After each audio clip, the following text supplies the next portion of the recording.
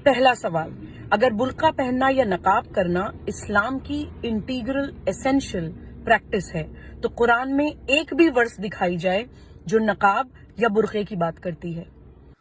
अस्सलामु अलैकुम रहमतुल्लाहि बरकातहू। मैं Ilyas Sharafuddin, slave of Allah, RSS के दलालों, खास तौर पर सुबही खान या दूसरे, उनका जवाब देने के लिए आया हूं। 4 सवाल कर्नाटका के हिजाब रो पर हिजाब के मसले पर उसने किए हैं। पहला सवाल देखिए, सुबही खान, इसका जवाब यह है कि आप अगर कुरान पढ़ेंगे तर्जुमे से, सूरह नूर चैप्टर 24 वर्स 31 और सूरह अहज़ाब चैप्टर 33 वर्स 59, अल्लाह ताला हुक्म देते हैं ईमान वाली औरतों के लिए कि जब बाहर जाएं तो जिलाब हिन्ना, अपने ऊपर चादरें डाल लें। पता चला कि जब भी लड़कियां बाहर जाएगी तो अपने ऊपर चादर डाल लेगी, औरतें बाहर जाएगी चादर डाल लेगी। इसे हिजाब कहते हैं, अपने आप को कवर कर लेना। और दूसरी बात, Rigveda book number 8 chapter number 33 में भी यही हुक्म है कि जब हिंदू लड़कियां बाहर जाए तो अपने आप पर चादरें डाल लें। आरएसएस बीजेपी वाले ना हिंदू है ना हिंदुस्तानी। वैसे ही सुबही खान, तुम भी ना मुसलमान बच रही ना इस्लामी, तो ऐसी दल्लाली कर कर जहन्नुम में ना जाओ। दूसरा सवाल, अगर ये हमारे संविधान के अनुच्छेद 25 में दिया हुआ धार्मिक स्वतंत्रता के अधिकार की बात है तो सेम यही अधिकार अलीगढ़ मुस्लिम विश्वविद्यालय में या जामिया में पढ़ने वाले गैर मुस्लिम छात्रों और छात्राओं को क्यों नहीं दिया जाता है? वहां पर ड्रेस कोड पॉलिसी और स्कूल की पॉलिसी की बात कर गैर मुस्लिम बच्चों को शेरवानी या शलवार कमीज पहनने के लिए मजबूर क्यों किया जाता है? दूसरा सवाल, आर्टिकल 25 के तहत अलीगढ़ और जामिया के बच्चियों को या बच्चों को अपना अपना लिबास पहनने की इजाजत क्यों नहीं दी जाती, पूछ रही हैं आप। इसका जवाब सुनिए कि वहां पर आज भी जामिया में मैंने खुद देखा है, गैर मुस्लिम लड़कियां अपनी मर्जी का लिबास, जीन्स, टॉप्स, टी शर्ट्स पहनकर आती हैं। मर्जी का आज भी चल रहा है, क्योंकि भारत में इस्लामी कानून नाफिज नहीं है। इसीलिए कोई बुर्का पहनती है लड़कियां मुसलमान, कोई गैर मुस्लिम लड़कियां जीन्स टॉप्स में आती है जामिया में। तो आप झूठ और नफरत फैलाकर, सावरकर की दल्लाली कर कर, अंग्रेजों के साथ मिलकर देश को टुकड़े टुकड़े और बर्बादी ना करें, आरएसएस के पिल्ले ना बने। तीसरा सवाल, अगर ये महिलाओं के चुनने के अधिकार की बात है तो मेरे जैसी मुसलमान महिलाएं जो हिजाब नहीं करना चाहती हैं या फिर अपनी मर्जी से करना चाहती हैं, जो बाल खोलना चाहती हैं, जो स्वतंत्रता के साथ जीना चाहती हैं, उनके चुनने के अधिकार का क्या? उनको काफिर होने का या खराब महिला होने का सर्टिफिकेट क्यों दिया जाता है? तीसरा सवाल, आपने कहा है कि जो महिलाएं बेपर्दा आवारा तौर पर फिरना चाहती हैं, बाल खुले रखकर, उनके अधिकार को क्यों नहीं माना जाता?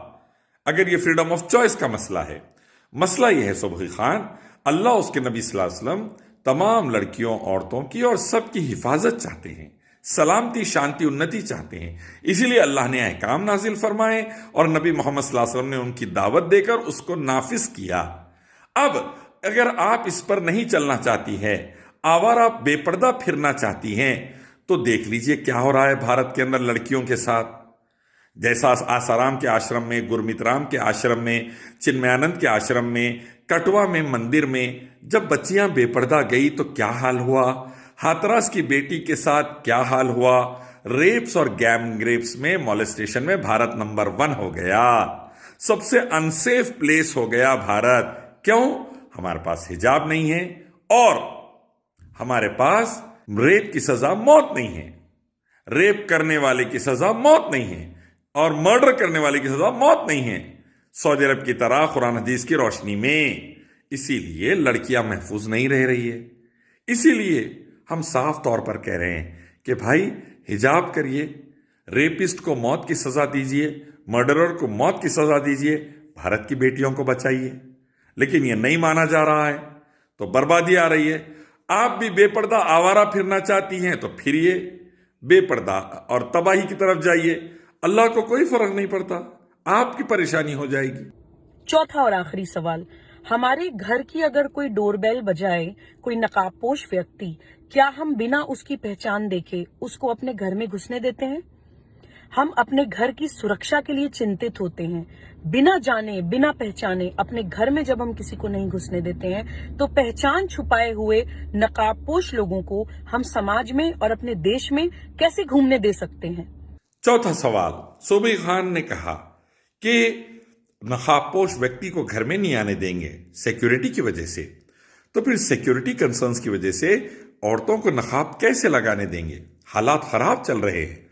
तो मैं कहना चाहता हूं कि धूप से बचने के लिए गर्मी के दिनों में लाखों करोड़ हिंदू बेटियां भी नकाब लगा लेती हैं।